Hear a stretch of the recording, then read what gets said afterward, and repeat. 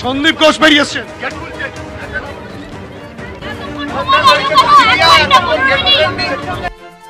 সাংবাদিকদের প্রশ্নগুলো শুনলেন।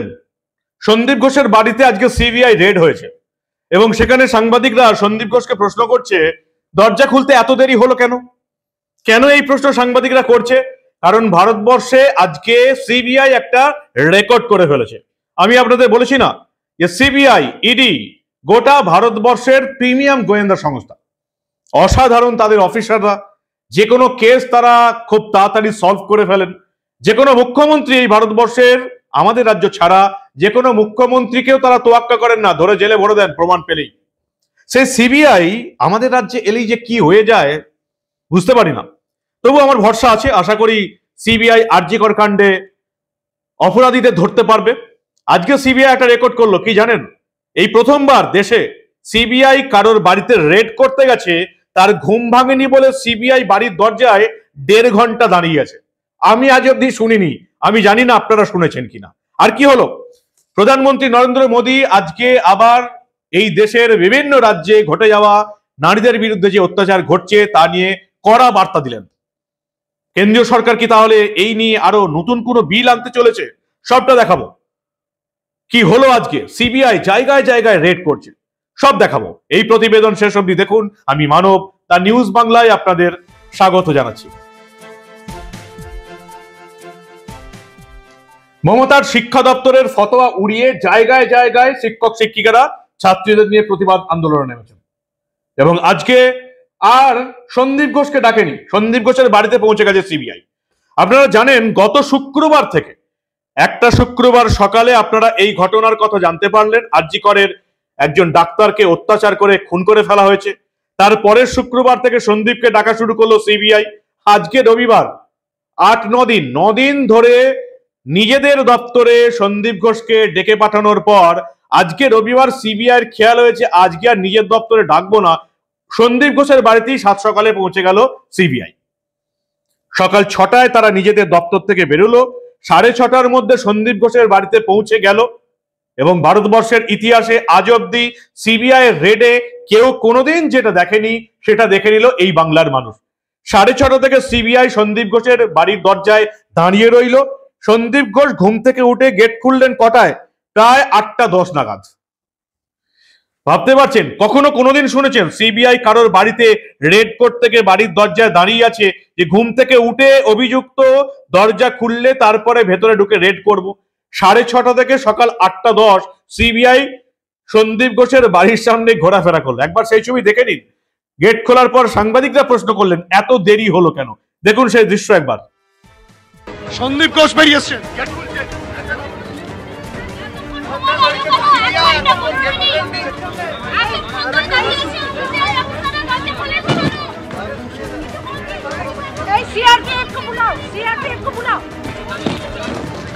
কিছু বলবেন? আপনার বাড়িতে সিবিআই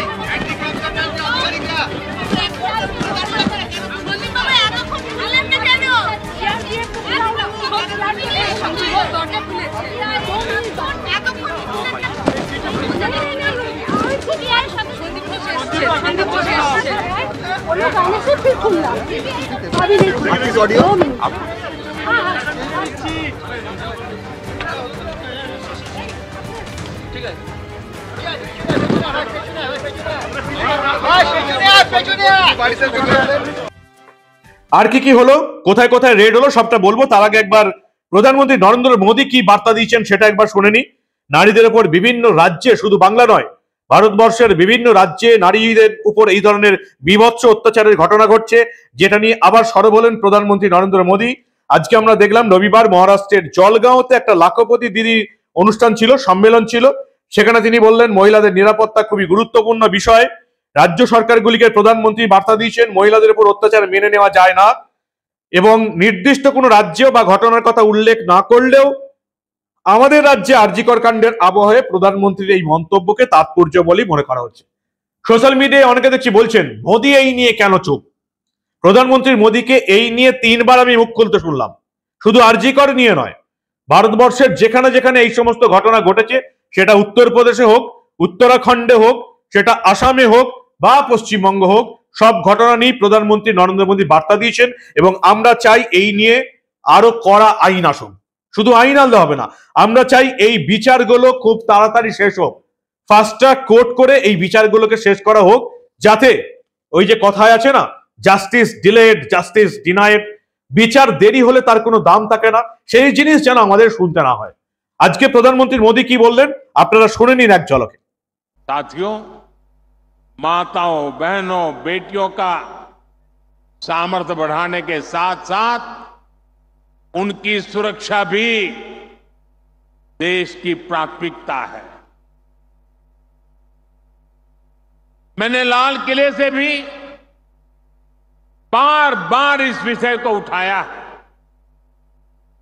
आज देश का कोई भी राज्य हो, अपनी बहनों बेटियों की पीड़ा को, उनके गुस्से को मैं समझ रहा हूं। मैं एक बार फिर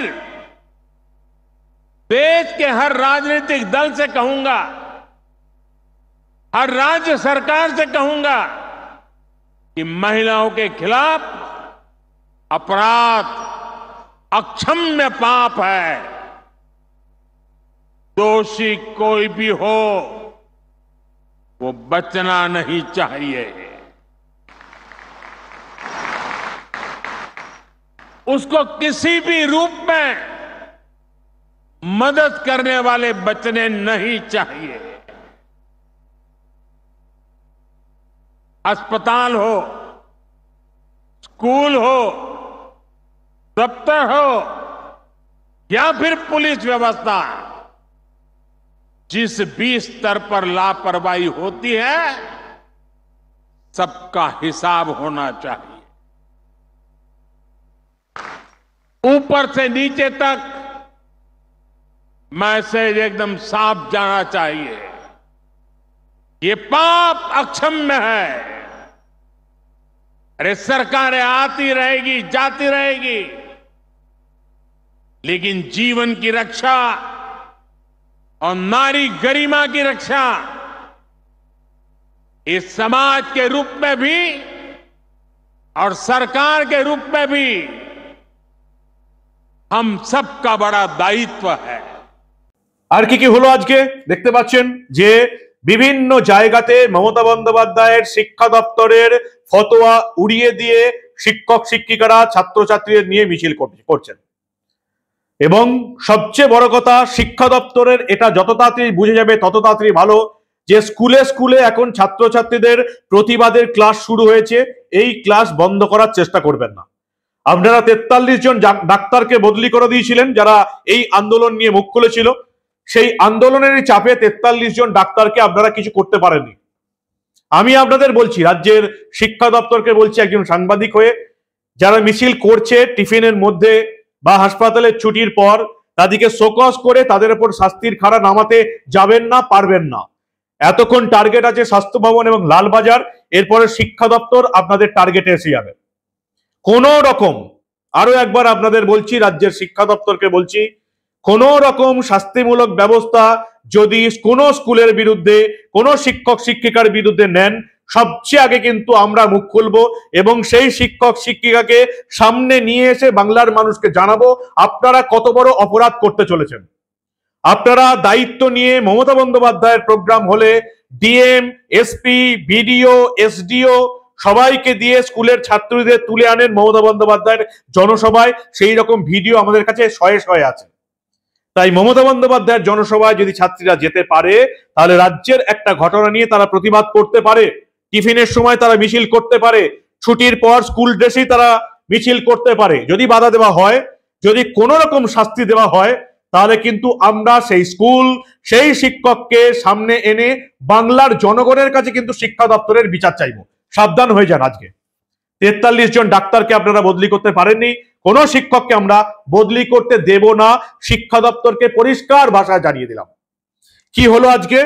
আজকে প্রেসিডেন্সি জেলে সঞ্জয়ের পলিগ্রাফ টেস্ট হয়ে গেল। আমরা দেখলাম সঞ্জয়ের পলিগ্রাফ টেস্ট করতে সিবিআই এর একটা দল প্রেসিডেন্সি জেলে গেল। বেশ কয়েক ঘন্টা পর তারা পলিগ্রাফ টেস্ট করে বেরিয়ে এলো।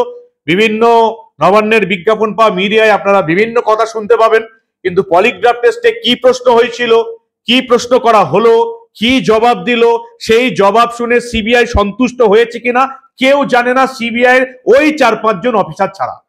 তাই টিভি মিডিয়া যেগুলো দেখছেন, সিবিআই এই প্রশ্ন ছিল, এই প্রশ্নের উত্তরে এই বলেছে, সিবিআই সন্তুষ্ট নয়, কার নাম বললো, এই সব ভুলভাল কথাতে একদম যাবেন না। সিবিআই এর 5 জন অফিসার ছাড়া এই পলিগ্রাফ টেস্টে কি হয়েছে পৃথিবীর কেউ জানে না। এরা রিপোর্ট দেবে নিজেদের ঊর্ধ্বতন কর্তৃপক্ষকে, তারপরে সেই অনুযায়ী তদন্ত চলবে। ফলে মিডিয়া কি বলছে সে নিয়ে একদম গুরুত্ব দেবেন না। পলিগ্রাফ টেস্ট একেবারে গোপন বিষয়, এটা সিবিআই এর কাছে গোপনই আছে, পৃথিবীর কেউ জানে না কি হলো, আদৌ কি প্রশ্ন ছিল আর কি উত্তর দিয়েছে। বাকি যেগুলো শুনছেন একেবারে ডাহা মিথ্যা কথা, আপনাদের মূর্খ বানানোর চেষ্টা করছে। আজকে আমরা দেখলাম সিবিআই এর তরফ থেকে 15টা দল শহরের বিভিন্ন জায়গায় হানা দিল। শুধু তো আরজি করের এই ঘটনাই নয়, আরজি করে যে আর্থিক দুর্নীতি তছরূপ হয়েছে সেই নিয়েও কিন্তু সিবিআই এর হাতে তদন্ত তুলে দিয়েছে কলকাতা হাইকোর্ট, এবং সেই নিয়ে আজকে 15টা দল বিভিন্ন জায়গায় ছড়িয়ে পড়লো। এবং শুধু সন্দীপ ঘোষের বাড়িতেই সিবিআই যায়নি, আরো একটা সিবিআই দল এই আরজি কর হাসপাতালের প্রাক্তন সুপার সঞ্জয় বশিষ্ঠ, তার এন্টালির বাড়িতেও সকাল থেকে তল্লাশি চালিয়েছে সিবিআই। তাকে নিয়ে তার অন্য একটি বাড়িতেও গিয়েছেন গোয়েন্দারা। এখন সঞ্জয় বশিষ্ঠকে নিশ্চয়ই এই আরজি করের খুনের মামলায় তার বাড়িতে গেছে এটা মনে করা হচ্ছে না, মনে করা হচ্ছে এই আরজি কর হাসপাতালে যে আর্থিক তছরূপ হয়েছে সেটা প্রমাণ বের করতে সিবিআই তার বাড়িতে গেছে। এবং এই নিয়ে আপনাদের একটা নাম মনে রাখা উচিত, আক্তার আলী। আপনারা হিরো খোঁজেন না, কে আপনাদের হিরো হবে? সিনেমার পর্দায় যে সমস্ত অভিনেতাদের দেখেন তাদেরকে আপনারা হিরো বানান, বাইরের দেশ থেকে হিরো আমদানি করেন, আবার অনেক সময় ক্রিকেট খেলে অবসর নিয়ে নিয়েছেন, এখন আবার শিল্পপতি হয়ে গেছেন, তাদেরকেও আপনারা হিরো বানান। কিন্তু আপনাদের চোখের সামনে হিরোরা ঘুরে বেড়াচ্ছে, কিন্তু ওই যে প্রবাদে আছে না, গেঁয়ো যোগে ভিক পায় না, যারা প্রতিদিন আপনাদের সঙ্গে থাকে, আপনার পাড়ার প্রতিবেশী হয়ে গেছে, তাদেরকে আপনাদের হিরো কি করে বানাবেন? আক্তার আলী আরজি করের প্রাক্তন ডেপুটি সুপার, মমতা বন্দ্যোপাধ্যায়ের কাছের লোক সন্দীপ ঘোষ, এটা জানা সত্ত্বেও বছরের পর বছর যিনি আরজি করের এই অন্যায় নিয়ে, অত্যাচার নিয়ে, ওষুধের চুরি নিয়ে যে সমস্ত ব্যক্তি মুখ খুলেছেন তার মধ্যে অন্যতম হচ্ছেন আরজি করের প্রাক্তন সুপার এই আক্তার আলী, যাকে বিভিন্ন জায়গায় জেলাতে বিভিন্ন জায়গায় বদলি করে দেওয়া হয়েছে। ভাবুন একবার, এই রাজ্যে সরকারি চাকরি করে আমি জানতে পারছি এই লোকটা সন্দীপ ঘোষ মমতা বন্দ্যোপাধ্যায়ের কাছের লোক, স্বাস্থ্য দপ্তরের বিভিন্ন কর্তার কাছের লোক, তারপরেও তার বিরুদ্ধে আমি দুর্নীতির অভিযোগ করছি। বুকের পাটা থাকতে হবে এবং হিম্মত থাকতে হবে। এই আক্তার আলীর মতন লোক যারা দুর্নীতির প্রতিবাদ করে, এরা যদি হিরো না হয় তাহলে হিরো কে হবে? আক্তার আলী তার প্রতিবাদে আজকে কাজ দিচ্ছে, সিবিআই এর হাতে চলে গেছে আরজি করের এই দুর্নীতির কাণ্ড। সিবিআই তদন্ত করছে, 15টা দল শহরের বিভিন্ন প্রান্তে হানা দিয়েছে। যেটুকু আমাদের কাছে খবর, দিল্লি থেকে আরো টপ অফিসাররা আসছেন, বেস্ট অফিসাররা আসছেন এই দুটি কাণ্ড, আরজি করের এই অত্যাচার করে খুনের মামলা এবং আরজি কর হাসপাতালের এই তহবিল তছরূপ আর্থিক দুর্নীতির মামলায় তদন্ত করতে আরো বেস্ট অফিসাররা আসছেন। কিন্তু কি হবে বলুন তো? আমার তো আশা আছে সিবিআই এর উপর, কিন্তু অ্যাকচুয়ালি হচ্ছে কি? আজকেই আমরা দেখলাম একটা জায়গায় সিবিআই তদন্ত করতে যাওয়ার কথা ছিল, সেই জায়গাটার নাম হচ্ছে মা তারা ট্রেডার্স। এর সঙ্গে এই আরজি করের দুর্নীতির কি সম্পর্ক হচ্ছে আমি জানি না। সিবিআই এই দুর্নীতি তদন্ত করতে গেল মা তারা ট্রেডার্সে, তদন্ত করতে ঢুকে পড়লো মা তারা বিল্ডার্সে, এবং মা তারা বিল্ডার্সে ঢুকে অবশ্যই বুঝতেই পারছেন স্টোন চিপস, পাথর বালি ছাড়া কিছু পাইনি, মেডিকেলের কোনো ইকুইপমেন্ট পাইনি। 1.5 ঘন্টা রেড করার পর সিবিআই জানতে পারলো যে তারা যেটাতে রেড করছে তার নাম হচ্ছে মা তারা ট্রেডার্স নয়, এটা মা তারা বিল্ডার্স। তারপরে মা তারা বিল্ডার্স থেকে বেরিয়ে তারা গেছে মা তারা ট্রেডার্সে। এটা যদি তাদের হোমওয়ার্ক হয় তাহলে এই সিবিআই কতটা তদন্ত করতে পারবে। এবং এই সিবিআই যদি আমরা দেখতে পাই যে যার বাড়িতে তল্লাশি চালাতে গেছে সেই সন্দীপ ঘোষের বাড়ির সামনে আসবে, আমার পেছনে ছবি চলছে, সেই সন্দীপ ঘোষের বাড়ির সামনে 6:30 থেকে 8:10 পর্যন্ত ওয়েট করলো কবে দরজা খুলে উনি বেরোবেন, ঘুম ভাঙবে ওনার, তবে দরজা খুলবেন, তারপরে রেড করতে যাব। এটা যদি সিবিআই হয় তাহলে আমার আশা থাকলেও সিবিআই আসল অপরাধী ধরতে পারবে কিনা সেটাই হচ্ছে সবচেয়ে বড় ব্যাপার। কি বলেন আপনারা? সবটাই তো শুনলেন, বিচারের ভার জনতা জনার্দন আপনাদের উপর। 27 তারিখ নবান্ন অভিযান কিন্তু হচ্ছে, বামেরা নেই, অরাজনৈতিক এই আন্দোলনে বামেরা নেই। বিজেপির অনেক নেতা ভাবছেন যাবো কি যাবো না, যাবো কি যাবো না। আপাতত তারা নৈতিক সমর্থন দিয়েছেন যে আমাদের নৈতিক সমর্থন আছে। রাজ্যের বিরোধী দলনেতা শুভেন্দু অধিকারী বলছেন আমি এই মিছিলে জাতীয় পতাকা নিয়ে হাঁটবো। কংগ্রেস নেতা অধীর চৌধুরী বলেছেন আমার সাপোর্ট আছে, আমিও এই মিছিলে যেতে পারি। যৌথ মঞ্চ যারা ডিএর আন্দোলন করছেন সেই যৌথ মঞ্চ একেবারে ফুল সাপোর্ট দিয়েছে, তারাও রাস্তায় নামবে। এই রাজ্যের বিভিন্ন স্কুল এবং কলেজ থেকে ছাত্রছাত্রীরা আসছে নবান্ন অভিযানে। আমি তো থাকছি এই অরাজনৈতিক আন্দোলনে। আমি দেখতে চাই না কে এইটার ডাক দিয়েছে। যেখান থেকে সবকিছু অপারেট হচ্ছে আরজিকর কাণ্ডে, সেই নবান্ন অভিযানে আমি আছি। আপনারা আসছেন তো? জাতীয় পতাকা হাতে নিয়ে এলে আপনাদের সঙ্গে দেখা হবে, কারণ ওই দিন ওখান থেকেই আমরা করব দা নিউজ বাংলার প্রতিবেদন। আপাতত এই প্রতিবেদন দেখুন, যদি ভালো লাগে বন্ধুদের গ্রুপে শেয়ার করবেন, আর দেখতে থাকুন দা নিউজ বাংলা। আমরা আরজিকরের এই সমস্ত ঘটনা চেপে রাখতে দেব না।